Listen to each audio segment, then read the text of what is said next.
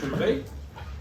I'll also talk about doing it using a method that, well, either myself or Ingrid taught you with the nodes in AutoCAD. Remember when you divided for the shrubs by 6 or 7 or whatever? Well, in this case you might be doing it by 100 or 120, and you count the nodes, and that's exactly where the contour will fall between the two spot heights. And lastly, calculation, which a lot of my students that are good at maths, they get in there and they go, oh, that's so easy, I can do that. And I'll do the calculation on the board for you, just an example. I tend to fly a little bit by the seat of my pants with my mathematics examples, so I do like it when someone in the front row has got a calculator available. So rather than, I'll just sort of randomly pick a couple of spot heights and we'll try and work out the distance to the point where the contour crosses. So that's one side of the coin. The other side of the coin today is talking about design contours. And we're going to mostly be doing that in our lab class. Now that's assignment 2, and this is assignment 1. So unfortunately what tends to happen is students go, oh yeah, I kind of get that, and they park it somewhere 1, 2, 3 steps away over here where they can't get at it or don't bother getting at it, and then assignment 2 comes along and it's hand in weekend, and all of a sudden it's kind of gone and they're trying to revisit it and work it all out again. So it's quite an important lab class this week. So if for some reason you can't make your lab class, then I will allow you to sit in on another lab class, but not at a seat that is already taken by a student that's paying for it. So the only, if I walk into any lab class and there's heaps of seats all taken up and more students going out the door around the corner, I will at that point pull out one of these rolls, and only those on the roll will be allowed to sit in there. So if you're not timetabled for it, then you sort of sit to the side and take notes. Alternatively, we have got the camera there, which is good, but like I said, it doesn't always pick up exactly what you want it to. During COVID, I came up with a few other ideas, but like for example drawing something and then holding it up to the camera, that sort of thing going on, but we're out of COVID at the moment, so I won't be sort of running over here holding up an answer to the camera. Remember, this is not an online course. I would prefer it to be. It'd be quite nice to be teaching this in my pyjamas at home with a cup of coffee in my hand, but it's not, so we are expected to be at Unitec. On that note, Constanza has, well, I guess the good news for her is she's managed to get a job. The bad news for us is it's on a Friday. I prefer the tutorial to be on a Friday because hand-ins are on Sunday, and students being students all want Constanza on that weekend before hand-in. The smart ones don't. They've already got the answers out of a week or two beforehand. So I'm kind of leaning a little bit towards a Thursday tutorial. The problem with that is a lot of you have already got me on a Thursday, and 2 hours of me is enough without another hour on top of that. But at least it will be available at that point. Hopefully some students might film it. It's really a last minute question thing, or going over something you didn't understand in the lecture or the lab. What times are you thinking? Because yeah, I know it clashes. It tends to clash with full-time timetable. So I'm going to have to go back through the system. As it was, Friday 11 till 1 worked out perfectly. It just about had no clashes in the whole class. But once you start getting onto Thursdays, you start getting issues. So yeah. The other option is to try and convince Hugh to do it on Zoom. For some reason he's pretty anti that unless it's we go through the whole system of designing a complete tutorial online package type thing, which is a lot of time and energy. I would prefer the tutorials on Zoom. You guys could dial in, make your screen available, ask your question, it's all recorded, and everybody else can come in and have a look at the recording on how to do some of those things. So I'll push for that. He can be a stubborn man, he can be quite good, so we'll see how I get on. Some of you may have already experienced that. So the lecture today is mostly on contours, it's fairly short. I'll just reiterate a few things because there are some students that decided week 2 was a good week to start here at Unitec. Though, as you guys already know, when I say guys and girls, sorry, it's just what I say, old school. But yeah, it's what you already know. If they've missed last week, they are quite a bit behind on everything I'm expecting on the assignment. So I'll do a little bit of revision in some cases there. The other good news is that because that block was taking a long time to come up on the screen, as some of you, when I was showing you how to put the title block in, it was just sitting there for 10 or 15 minutes. What I did with a degree class is I did it at the beginning of the lab, we parked it, and then I went back 15 minutes later and whoa, it's there. Okay, so I'll do that again for you. Don't normally do that twice, but I'll do that again for you, for anyone that didn't quite get that learning outcome because of that reason last time. And also in the lab, I'll also tell you where I expect you to be at this point. And it's all very well to say, oh, I'm not quite there, or I haven't quite looked at the assignment, but there's a reason for the 4 weeks, and it's not so you can do it all in the last weekend. It's okay by me if you want to do that, but because there's a lot less marking for me to have to do. All right, so it's better to do bit by bit by bit.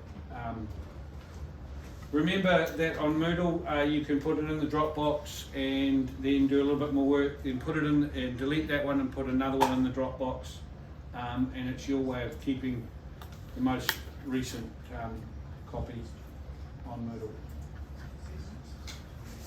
Okay.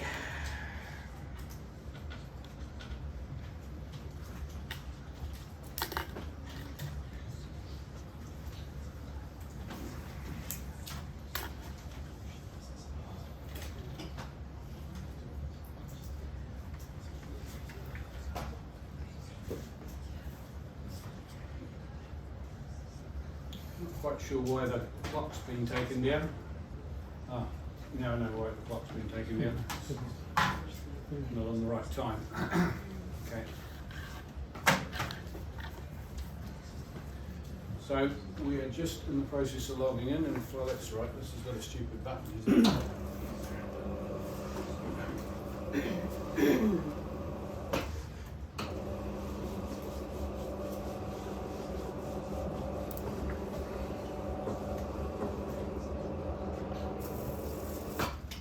Start as well. Okay, so somebody has, oh yeah, I can see what they've done. They've hit the laptop button. Does it make any difference? No input is. Any more? Oh yeah. Yeah. It's going to blow up then. Okay.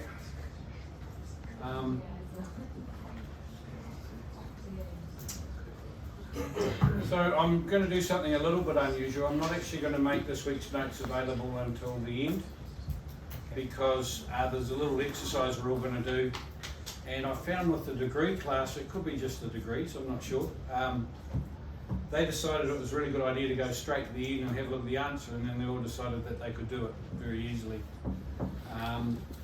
And in actual fact, I'm trying to get you guys to sort of wake up and sort of start having a crack at things. In my opinion, you only learn by making mistakes. I can tell you that for sure. And if you can have a go at something, stuff it up, make a mistake, and then I show you the answer, the light bulb tends to go on. Whereas if you just see the answer, you think the light bulb's gone on, but in actual fact, I was the one who turned it on and off. And that becomes a bit of an issue when it comes to the test and to doing your assignment. Right, where's that little disappear?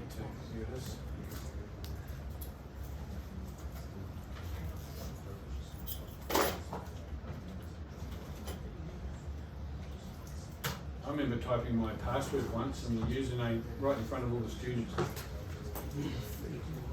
Very clever thing to do. There's not too much on Moodle that you would find that would help you very much in that respect. Civil and structural drawing. So in the lab classes today and on tomorrow, I'm going to be going over an exercise for eyeballing the contours. We're also going to be doing a design exercise. I've got a couple of movie files attached to that, and I've got a 3D CAD file that I mocked up, so you can see, you can have a look at what I'm doing in plan view, and then you can sort of pick it up in 3D and see exactly what's going on with the platform design. Just helps you a little bit more to figure out what's happening. The platform that we've got is going to have a 2-to-1 slope coming down off it of the fill batter, and that's going to mean that quite a lot of extra fill is going to push its way down the hill towards the water and underneath the tree, and we've already talked about that. That's going to create a little bit of a problem, so you will need to highlight that on your existing site plan. Remember, an existing site plan is to show everything that's there, but it's the start of picking up some issues. It's a kind of a process engineering. You'll do the long section and you go, oh, we do have more problems. Then we'll do the proposed plan and the contour design and find out there's more problems. And then we'll do some cross sections through the site and probably discover one or two others as well. And at that point, you should have quite a good set of notes for whoever's going to be taking the job over to build it. This week's notes, as I said, are fairly short. We'll whistle through to week 2. Here they are here. I'll make these available in a minute, but I just wanted to show you this example of how we work out where the contours go, and I'll make this available on Moodle after the lecture. So, well, it's probably not so good leaving the mouse in the middle of the screen, is it? Get rid of that. Okay. A little bit tricky to see. I'll turn the lights off a little bit. There's fine balance here between the sun and your eyes and being able to see the screen and having enough light to write on the paper. Okay, so we've got spot heights here,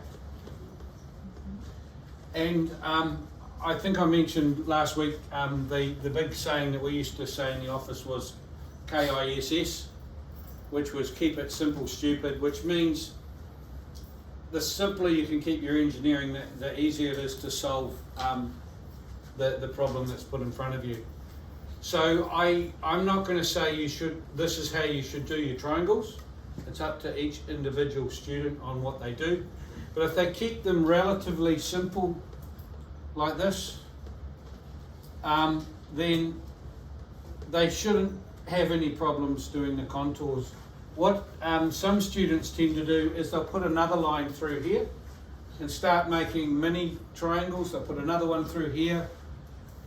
They'll put so many triangles on the sheet that they'll make life really tricky for themselves, because once you determine the triangles, that determines where the contours go, and if triangles are too close to each other, the contours kind of sometimes sort of take on this sort of thing, whereas in actual fact there's smaller amount of contours, and you might find that that's more what the contour does. So you can be a little bit too over accurate with your contours. So because we have a choice of our triangles, and I expect you to draw these triangles on but freeze them, so I will open your drawing and thaw that, and I'll also find along here, you can see little circles, they're little node points. I'll find those node points as well, also freeze them.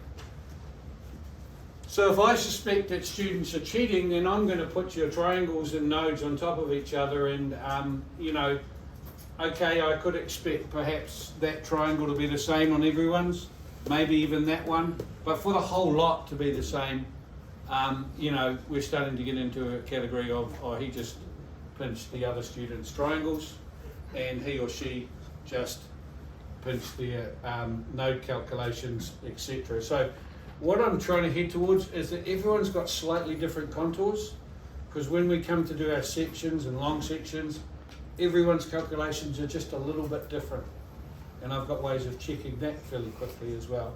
Okay, once it's not hard. I've been doing this for, as I keep saying, 17 or 18 years.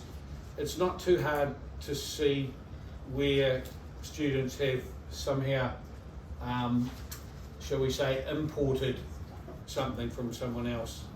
And once, like a sniffer dog at the airport, you know what I mean? Once I see someone with a bit of fruit, you're in trouble, because it's pretty easy to prove it after that. So do your own work, you'll learn a lot from it, and it'll help you towards, if you go on to do detailing and modelling, it'll help you a lot towards that as well, because you'll understand what's going on in the brain part of the modelling program. So in this particular case, simple triangles, and then measuring between here and here, simple nodes to figure out where it's a little bit hard to see this, you'll be able to see it when you open on your computer. This is the 23 contour, this is the 22.8, 22.6, etc. This might have actually, it was done by nodes, but the person worked out how much to divide this by to get the exact point. So that's kind of where we're heading today with my lecture. But it's a very good example to have a look at when it comes to doing your own contour calculations. For those with laptops, I'll make that available in a second. Here it is.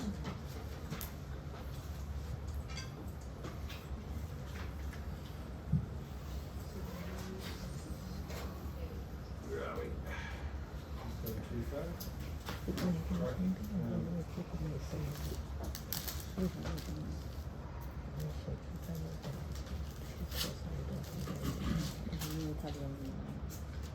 Okay, so this week's notes, just reiterating a couple of points from last week's notes. Last week we talked about scales and sheet sizes, and I gave you quite a detailed description here of how I want things from this symbols chart to be represented on your drawing. Now, if you come across something that's not actually on here, that's when you get a free license to make your own symbol. And as long as it's the right, a good size, or you're using line types or shading or hatching that's not already being used, then I won't be marking you down for that. And also, as long as it's put on a layer that makes sense. Okay? You know, one year we had in the middle of nowhere a cherry tree, and students were a bit lost on what they were supposed to do for the cherry tree and what layer it was supposed to be put on, you know. So it's nothing too hard, just a little bit of lateral thinking. I don't mind if you ask your friend what layer did you put that on, that's fine, but what I don't want to see is your friend with exactly the same layers for everything, okay? There will be some that you'll all have in common. North points, we talked about line types. More importantly, we talked about the size of the text and how to do the calculation to figure out what that text and layout ended up being in model space. And it's a really common thing that's super common in terms of a client asking for this size, and the client doesn't care about what scale you're using, he just wants a size that he can put on his goggles and figure out what the height is. Figure out what you're actually doing, reading it off as A4 printer or A3 printer. Speaking of which, now somebody see what I'm talking about. Topographical features, we went over that, we went over the existing site plan, and I told you a number of things that I expected to be on there. And We honed in very specifically on the locality plan and the kind of lowest common denominator trying to make his way or her way to site. We joked about the CEO trying to get there using his Google Maps and ending up over in building at the other end of the campus or wherever Google put Unitec at. And we also joked about people not really having a scale rule with a scale of 1 to 633,422 in the back of the cab of their truck. And we talked about the North Point possibly even being different on your locality plan to the actual plan that we're looking at. Survey coordinate tables, we don't have any surveys this year. Was an opportunity for them to shine. But basically from an engineering point of view, as long as those numbers are there and the correct text type's being used. I gave you some notes here as a bit of a starter. That's not all there is. I expect at least 7 notes. Now for some of you with English being second language, that's going to be a tricky one. You'll be complaining like hell that you've got to come up with 7 reasonably good engineering notes. For others, with English being the first language, or with English degrees or whatever behind them, you'll be begging me to put, sort of 15 to 20 notes on the drawing because you can't cut it down to specifically a lot less. Just as a little tip, you might like to use a font that squashes the text up a little bit. I know Ingrid's big on Arial. She's only worked for a couple of consultancies around Auckland. I've worked for multiple. They're all very, this is our font. You must use it, or you're going to go to the execution chambers. And then you get the CAD manager who's 17 years of age and he's just come up with his own font, and if no one doesn't use it, of course he's not going to take you to the chambers, he's going to go running to the CEO and report you for not doing things right. You may laugh, but it does happen. The thing is, as I'm concerned, is I'm happy for you to use a font that works for you, but don't use something with script. I joked about wingdings, that's pretty obvious you're not going to use that one. But engineers tend to be a bit boring. If I was to divide my head in two, we tend to use that side a lot more, which is the sort of boring but very specific side of things. So our notes tend to be in line, readable, and straight to the point. Architects, on the other hand, are a different kettle of fish. You'll come across them further on in your careers. Tends to be a little bit more scripty when they write, and they tend to have a bit of a free license when it comes to putting arrows all over the place. I'm trying to prepare you for an engineering office, so I do come in pretty hard on leaders and things not being right, and text heights not being correct. But I am a little bit more flexible with the font. And each week I put a little bit of a checklist on where you should be at the end of the week. And if you're keeping up with that, then there's a damn good chance you're going to not find the workload too hard here, okay? If you're not keeping up with that, that's when all the snivels start to happen, and people start to tell me that they're getting a bit of a cold and they can't quite reach the 30-day, 8-day hand-in time, and they want another 4 weeks extension. Things you should be making progress with, and they're noted as well. So moving into week 2, we start talking about contours in a little bit more depth. It is worth 2 marks, so don't spend all weekend on it, but do come to terms with what suits you best to get your 2 marks or 1.5 marks or whatever for the contours. Contours are something that tend to be the designer decides on what the contour interval should be. I'm kind of nurturing you along, and I've told you the contour interval for this is 0.2. So that'll be the whole number, then say it's 20, 20.2, 20.4, 20.6, 20.8, 21, 21.2. It's as simple as that. That's what 0.2 means. But you tend to find that when you're doing in an office, you'll get different types of drawings. So when you're doing, for example, a bowling green or a tennis court where everything's very flat, you've still got to drain it. It's still got to have a slight slope on it. So therefore you're going to need to do contours down to sort of 5 mils.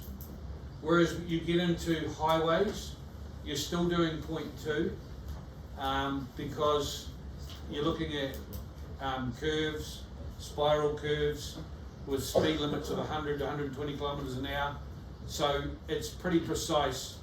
I mean, you guys are driving along on your motorway and ooh, you're doing 120 and you're thinking, oh, this is cool, but that's all been designed to a point where the road will still drain, the canvas perfect, and all the other things going on.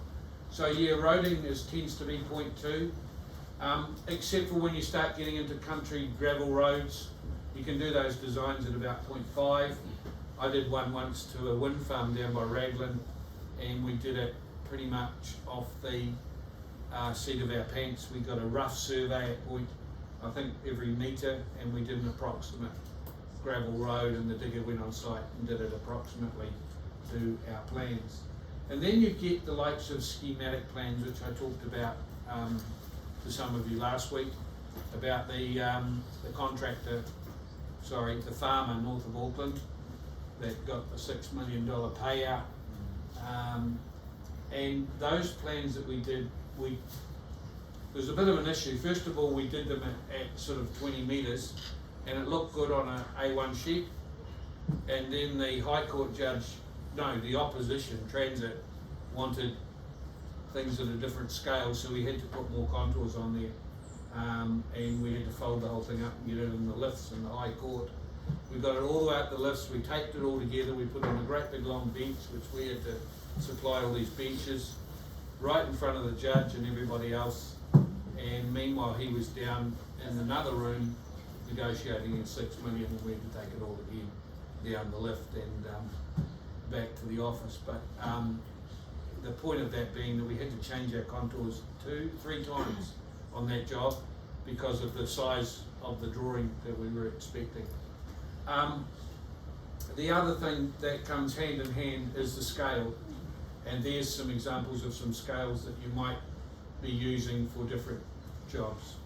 The good thing about engineering is it's not just all about motorways, it's not just all about gravel roads or schematics. You never know what's going to pop into the office next in terms of design. I remember sitting in the office once in Newmarket, and this guy rang up from Kelly Talton's and wanted to design an area for a dolphin, no, a whale, a sort of Free Willy type situation, and how much it would cost. And I'm like, no, we don't do that. And my boss grabbed the phone off there and says, yes, we do that, no problem at all. And talked the whole thing up and then put it into the design team saying, now you go and design something by next week. And luckily we ended up backing off that because of the CEO. But in engineering, they tend to take on anything that turns up, you know, because we are problem solvers, right? So I've put those examples there. I've got 2 questions in the test that tend to be, sort of 0.2 is quite a relevant answer there, that tend to be fairly easy to narrow it down to sort of like whether it's A or B, and I'll put a C or D that are a little way off the mark. If you want to remember those tables, that's fine, but you may not get that question. Characteristics of contours. Contours, all points on one contour have the same elevation. I guess you've already figured that out. Every contour closes on itself, so no matter where you are, the contour will eventually close. If you went round at the same height all around Auckland, eventually you'll close back on that height. But it may not necessarily close on the drawing or the viewport that you're looking If you find contours are uniform in slope, in other words, they're the same distance apart, most likely that's a man-made batter slope type situation, or a design situation coming off a road or a platform, something like that. If a contour is quite a long distance apart, then that indicates the ground's pretty flat. If they're close together, very close together, and you're walking in the bush, I suggest you have a look at your feet rather than at the plan that you're looking at, because you might end up falling over a steep cliff. Having said that, what tends to happen when contours are, they come in like this to a point, that indicates that we've either got a ridge being the top of a mountain, or it can actually also be a valley. When they come in like this to two lines, that tends to be coming into a road or a track type situation. So contours aren't always parallel to whatever you're designing. If it's a platform, yes, they will be parallel going down or parallel going up from the platform until they meet the existing ground. When they're a road situation, they tend to, especially if the road's not flat on an angle of some sort, they tend to fan in a bit like a river coming down a mountain or a ridge coming down. So there are some characteristics that you can note pretty quickly when you're looking at contours on a plan, and as your working life carries on, you will be able to see that a lot quicker yourself. Most of the time, contours should not cross over each other. If they do, generally speaking, there's a problem. The surveyor's either done something wrong, or if you've done it yourself and you've ended up with sort of this situation, generally speaking, there's something wrong. It indicates there's something wrong. I don't know if any of you saw the movie Cliffhanger with that guy that can't even talk. What's his name? Sylvester Stallone. And he's hanging on to the cliff, remember, with one hand, sort of, the cliff came around like that, and sort of he's holding on to it like that, sort of thing. That's probably one of the only examples where a contour might cross over, because the cliff goes back up underneath. There's a few situations like that in the world, but in most cases there's been an error from someone. All right, I rubbed it out quickly because I realised exactly what that might have looked like. Two contour lines of the same elevation, they cannot unite as one line. So remember those characteristics. I have asked a question on that in the test as well.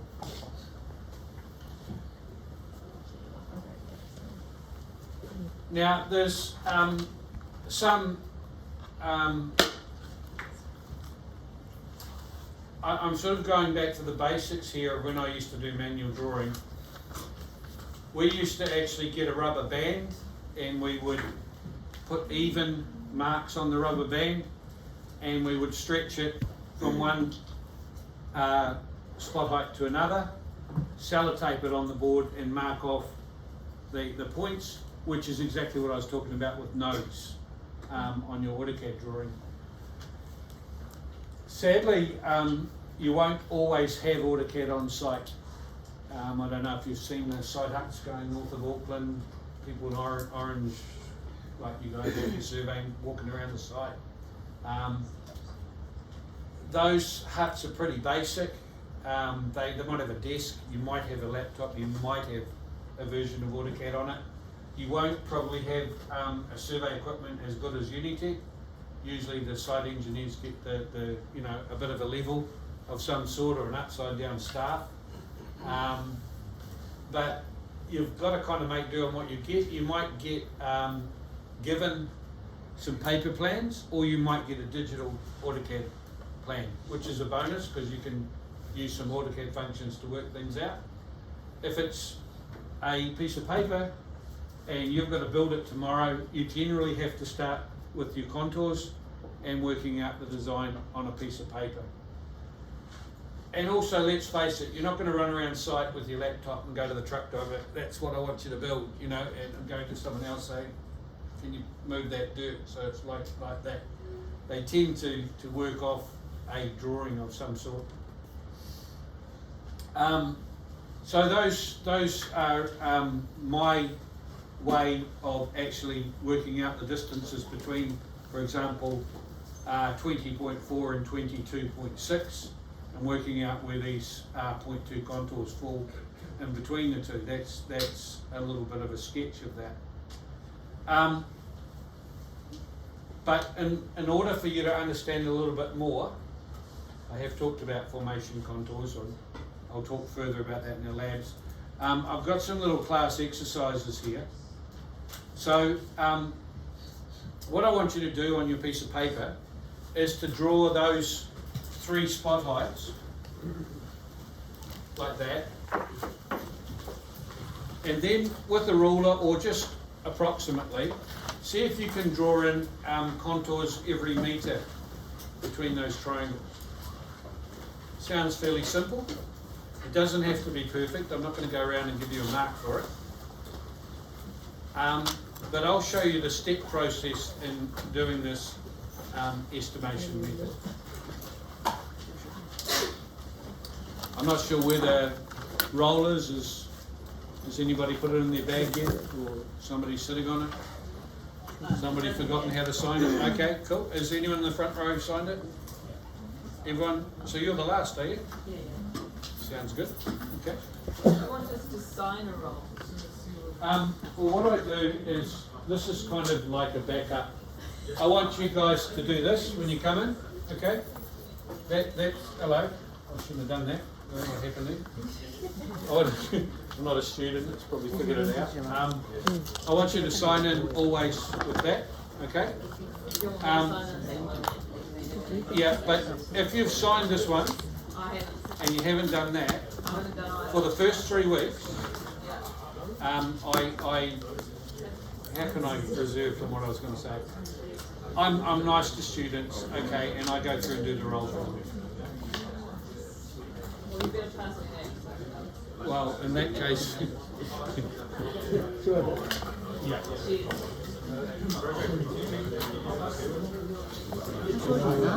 Can I make that work?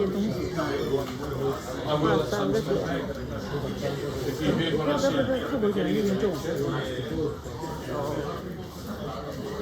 Okay. So after week 3, I don't do my rolls. If you haven't signed in and you email me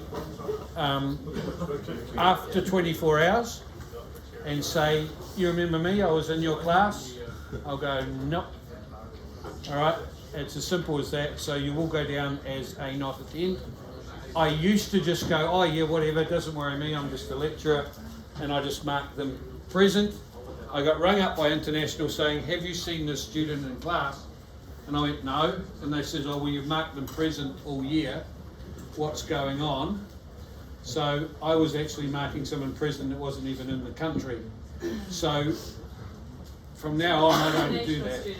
Yeah. Well, it depends how you want me to answer that. The non-international students, yes, if you get an A or a B pass in the subject, it doesn't really matter whether you're attended or not.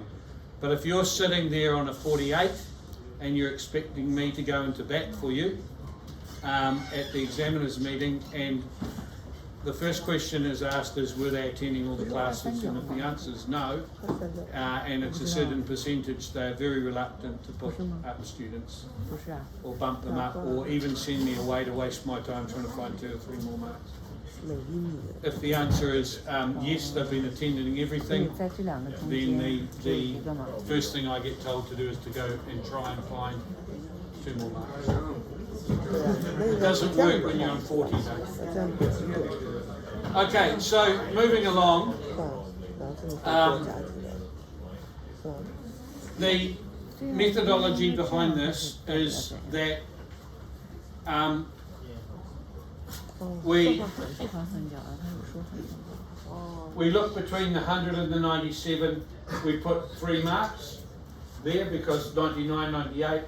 We put 4 marks here.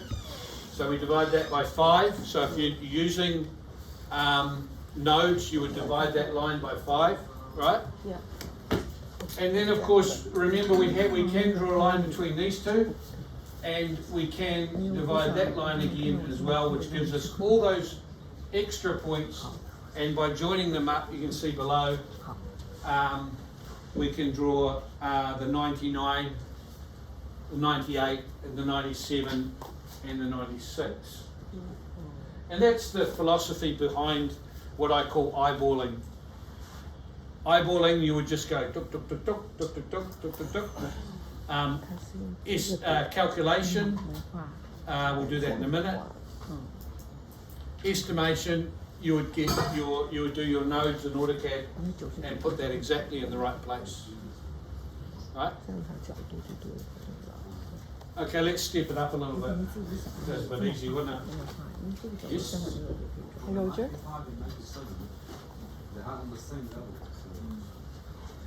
No, so if you draw a line between the two, and halfway is 96.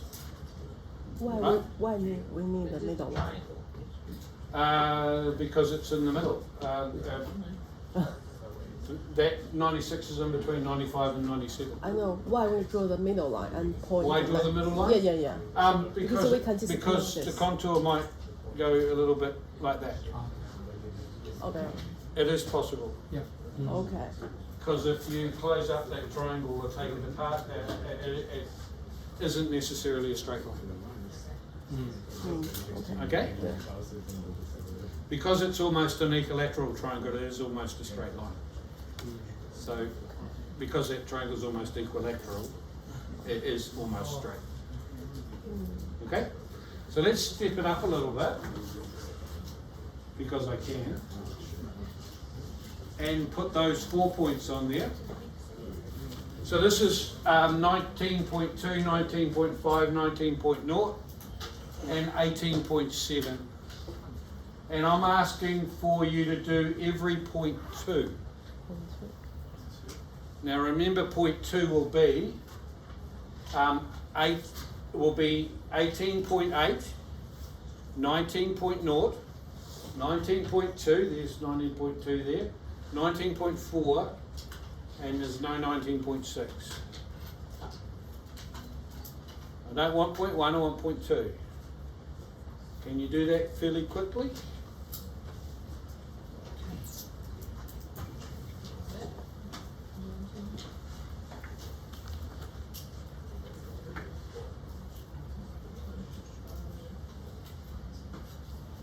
Sorry, I can't see those numbers. 19.2, 19.5, 19.0, and 18. And I do have progressive lenses. You do what? I do have progressive lenses, so. Yeah, no, I'll just see if I can zoom in a bit. Is that all right? Yeah, that's better, thanks. Here we are. It doesn't, it's an exercise, so and I will put this, the notes up shortly, so you'll be able to have a look through it.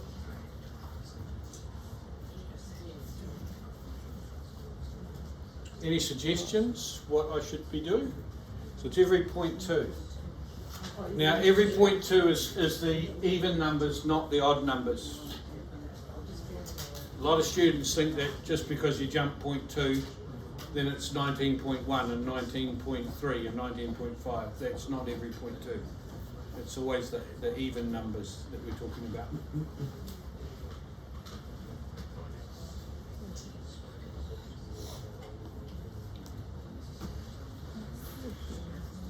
Give you a couple more minutes.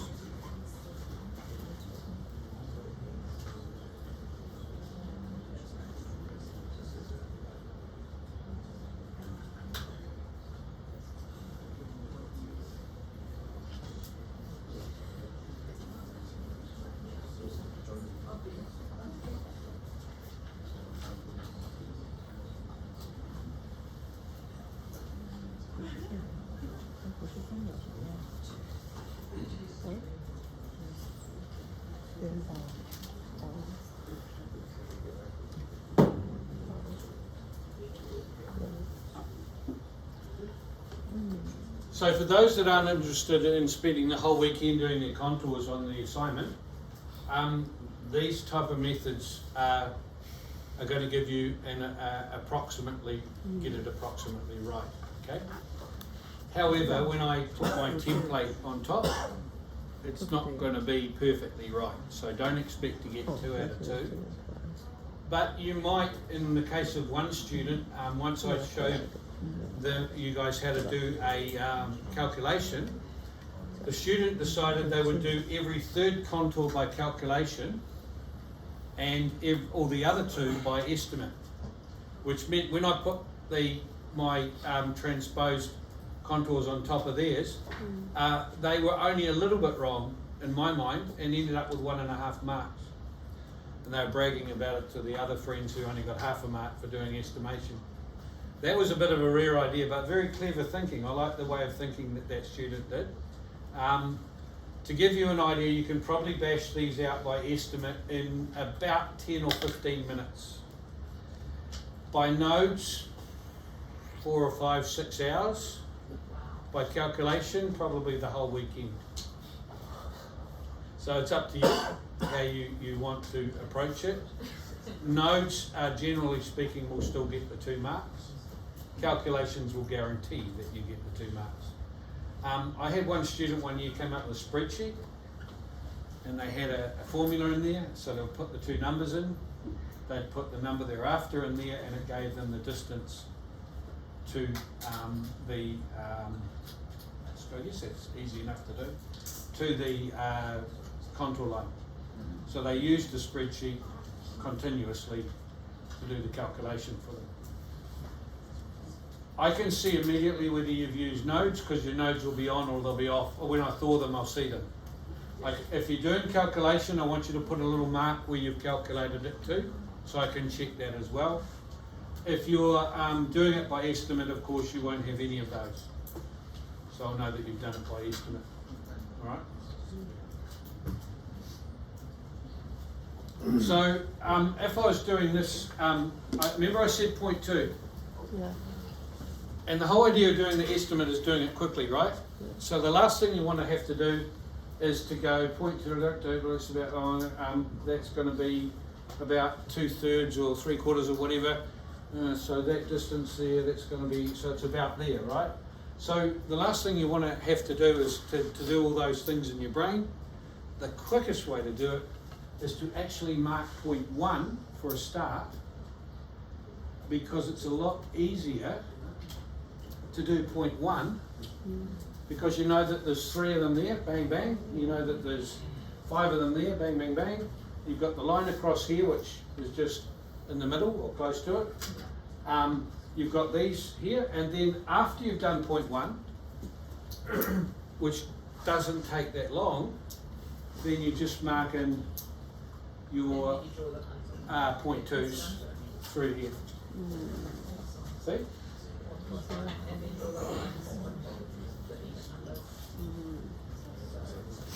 So what I'm trying to say is that when you're doing estimation, you're looking for the quickest way of doing it without getting it too far wrong. Now on site, that may not make very much difference at all.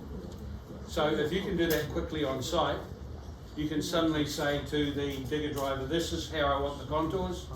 Please shape the ground like that, from that point to that point, and I'll come and check it in an hour, and we'll see whether you need to do any more, and we'll move on to another spot. So very good method on site to do it quickly, all right? The last thing the digger driver wants to do, time's money, is to have you on your calculator. This is actually a cell phone.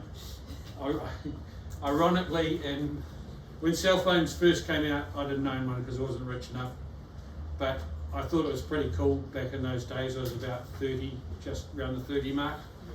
So I walked along Newmarket with my calculator because it looked like a cell phone, just wondering what all the girls would think of me because I was rich enough to own a cell phone. And I remember walking into one of the shops there, and the lady says, what are you doing with your cell phone by your ear? So anyway, this is, we now use our cell phones, right? So the last thing you want to be doing on site is all these calculations with a digger driver waiting, a grader waiting, somebody parked up Carrington Road waiting as well, the council waiting for you to move your safety cones, etc. The calculation is different. If it's in the office, you'll be using your calculator. The boss will want it perfect. You're supposed to have time to do it on your drawings. Also, when you come to do, if you are fortunate enough to do detailing and modelling, there's a program called 12D that'll take just over 500,000 points and calculate contours within a few seconds. All right, very powerful program. You'll get let loose on that. They'll give you a database which will give you spot heights everywhere. There won't be 500,000, but it'll be quite a few. You'll be told to triangulate, which is one button on 12D, and it makes all the triangles for you. And you'll say, what's your contour interval? You'll put that in. You'll hit a button to calculate, and all the contours will appear all around the drawing. It's pretty impressive, and you'll hate me after that because I'm making you do these calculations through the weekend. But there's two things I want to say about that. First of all, if there's a mistake, you've got to know there's a mistake on the drawing. You can't just hit the button and pass it out the door like that, or you're going to find that Auckland Harbour Bridge is now designed underneath the water or something like that, right? Also, surveyors make mistakes. It's as simple as that. They do things that we call spikes. So, you know, that side out there is pretty level, right, that you guys have been surveying on. And you might do spot heights along there like that, and someone might put the wrong height in there. They might have to manually put a height in there. So what happens with the contours is they all go towards what we call a spike, like that. So in plan view, you're going to get an area that looks like this, and then the rest of the contours will be all over the place. And although that stands out, that's fine, but what do you do about it in a program like 12D? So there are other things that you'll learn in 12D, like how to eliminate what we call null points, which are way down in the earth or way up in the sky. Things like that. You tell it that if you know the average height out there, say around about 20 above sea level, anything that's 21, eliminate it, right? Or above, or 19 and below. So the programs are only as good as the person driving them. It's going to be very much up to you to find those. I've indicated to the detailing and modelling person that I want them to put some of those points in there so that the students that can't identify them from this class are going to struggle with their assignment. So they're going to need to have that prior knowledge to identify that. And it's the same with Revit. I'm going to teach you some structural stuff, and you're going to need to remember a lot of that when you come into doing your Revit design and modelling as well. So there's a very good reason why we like you to have a reasonable mark in this. The other one is, a lot of you are only in your second semester here at Unitec. You've done 4 subjects. After this semester you've done 8. It's a second semester, third year course on the degree. Most of them have done 20 subjects at Unitec. So when they're talking in detailing and modelling, they're from the ladies from industry. She cuts to the mustard. She's not going to go backwards and say, oh, you know how when you're doing your water calculations, you use this theory and that theory, and she's not going to go back and explain like I did that the soffit of the pipe is that point and the invert of the pipe is that point. She's just going to say, design the water to go from here to here with the manholes at such and such a depth, and take into account the right angle bends, etc., which you learn in hydraulics and some of the other subjects. When it comes to road design, she's not going to go and tell you exactly what a spiral curve is, because if you should have known that from doing traffic and highway engineering. So they do like you to be either one of the top students in this or quite a lot further advanced in your studies before you take it.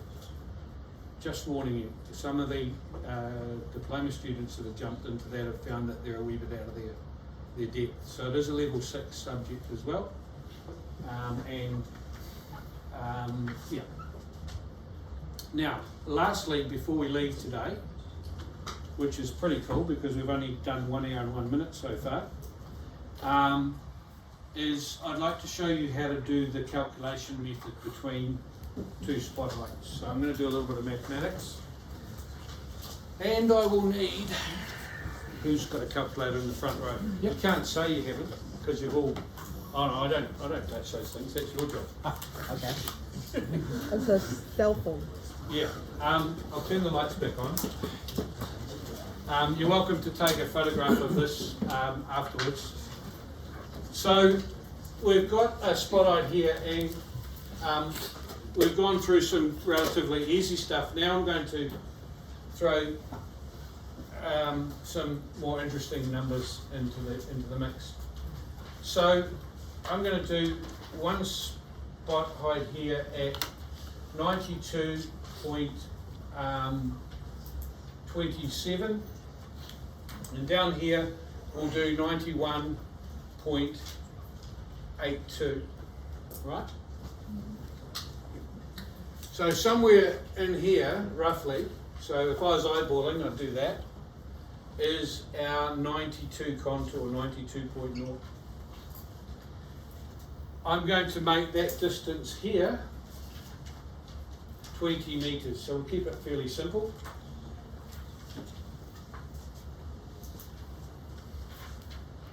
What I'm asking you is, what is that distance there to the 92 contour? 0.1. 7.10? 0.1. 0.10? No? Oh, no, No, sorry. no, no. We're wrong. No. Do you wanna like, if you're right, I'll give you half a mark on your assignment. If you're wrong, I'll take half a mark off. I'm wrong. You're wrong? Okay. 8. You've got to work it out, but. 8. It's a little bit harder than looking at it on That's the right, board. you've got to work it out by 0.18. Yeah. There's That's 0.18 8 between the 91.82, Correct. and there's 0.27 Correct. between there, and you kind of just sort of work out what proportion is that. So looking at this in elevation, so this is plan view, okay? Now we're going to do an elevational view. Note the triangle. So when you're doing your long section, I want to see lots of triangles around the place, explaining what the levels of things are.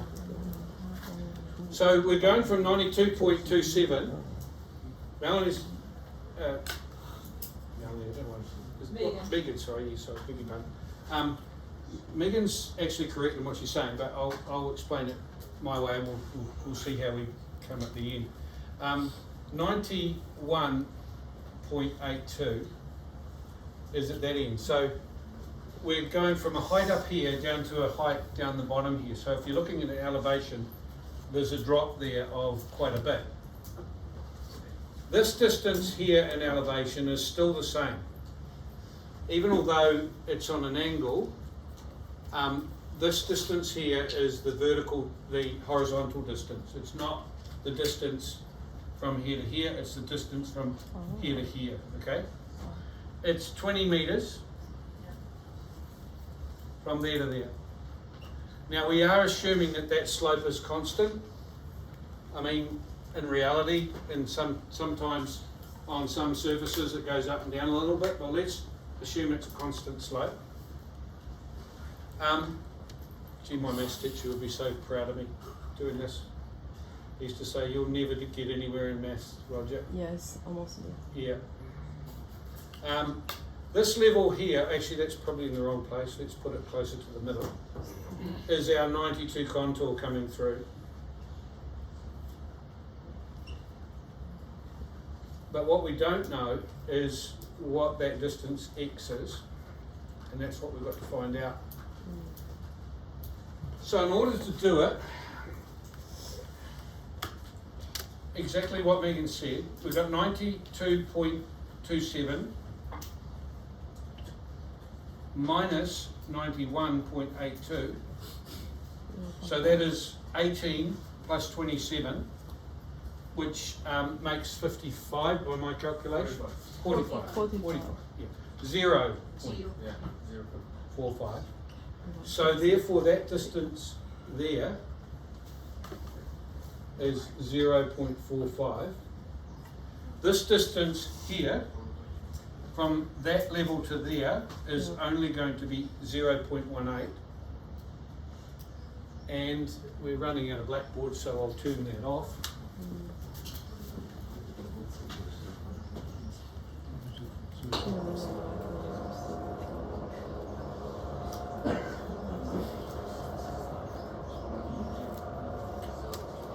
Now, I'm not a modern maths teacher, I'm afraid.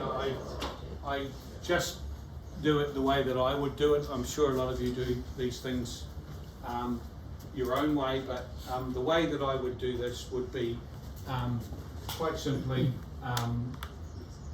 0.45 divided by 20 equals 0.18 divided by x. Okay, so the gentleman in the front row is 8 mate. 8.0. It's 92 minus 1. 8.0. 8.0. Yeah. Hopefully.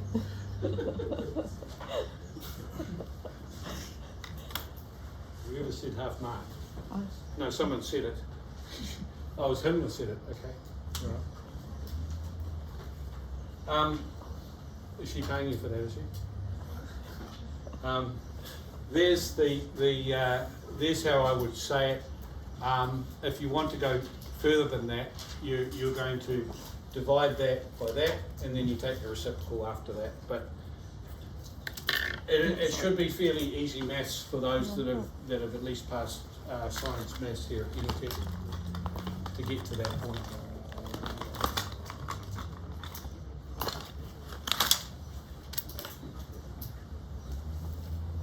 Right? Now, what you don't want to be doing is doing, well, you can if you want to. If you want to get 100%, 2 marks out of 2, then you can calculate every single one of those distances to the contours. This distance 20 would be measured in AutoCAD, and then after that you need to work out x at that point to work out where you offset to find where the contour crosses through. An easier way to do it with nodes would be to do exactly what Megan said at the beginning, which is work out how many of these, so it's 45.45 between here and here, divide that by 45 with nodes, and you're going to get 45 nodes all the way along here, and count 18 of them, and that'll be where that crosses. Quick way of doing it on AutoCAD, and you don't have to use your calculator, so you'll be humming in that one. Yeah, nodes, but you've still got to do some counting. The good news is that quite often the line falls very close to a spot height. If you have a look at my spot heights, some of them are very close to the actual rounded number. And because of that, you're only going to count 1 or 2 back from that. So you do that, and then you just go 1, 2, oh, there it is there. Okay, so you have a look at my spot heights, you'll see quite a few of them are very close to the actual number that you're after. So the nodes actually works quite well in terms of time. Lastly, just before we finish off, if you've got spot heights like this, and you've got contours coming down, treat the contours as a whole lot of spot heights. So to finish it off, you are allowed to take a triangle like that, for example, or like that, from these existing contours, because let's say that's a 92 contour, then that point there will be 92. And say that's 92.2, that point there will be 92.2 at the end of the contour. So that's how we marry M-A, husband and wife marry, that into that point, right? And same up there, if we've got, we can come, you can come in anywhere if you want to, but that's how we triangulate to come into known contours. Sometimes students make the mistake of where they've got a spot height like that, and they've got another one over here. This is a big no-no. Never go through an existing contour to another spot height. Because what tends to happen is you'll calculate that and it'll end up over there. So you're left with a dilemma of which one do you use. The answer is always use the one that's on the drawing. If you're given contours, use them. Okay? I guess there is a scenario where you work it out and it is wrong, in which case you'll have to go back to the survey company to do that again. You tend to, in engineering these days, just because we taught you how to do a little bit of basic surveying doesn't mean to say that you'll be doing all the surveying when you get into a company situation. What happens is you send a specialised company out to give you a digital base to work on. So if you find a mistake, it's their problem to fix it, right? And in terms of surveying, you tend to go and do quick measurements on site. Take a level or something, do some spot heights, take a basic tape measure to check things. So you're more of a checker, QA type person when you go on site from a consultancy. If you're in a site hut on site, yes, that might be a bit different. If the surveyors aren't there, you're the one that's going to have to do the measurement to tell them what to do. So that sort of concludes the theory side of contours. In your lab, so I'm going to start off by showing you how to do a design contour. We're going to talk about butterfly wings, which is the cut and the fill batter. And I'll show you a bit of a 3D AutoCAD thing we can spin around a wee bit as well. When we do our labs, make sure you save things the day that you're there, because I tend to go home and make them invisible for the next lab, because just like that one we've just done then, I try to show each class things. If I put them all available, then what's the point in coming to the lecture? Yeah. Roger, as for the when and where other labs are you able to tell us that so that we can, like last week, we wanted to go to your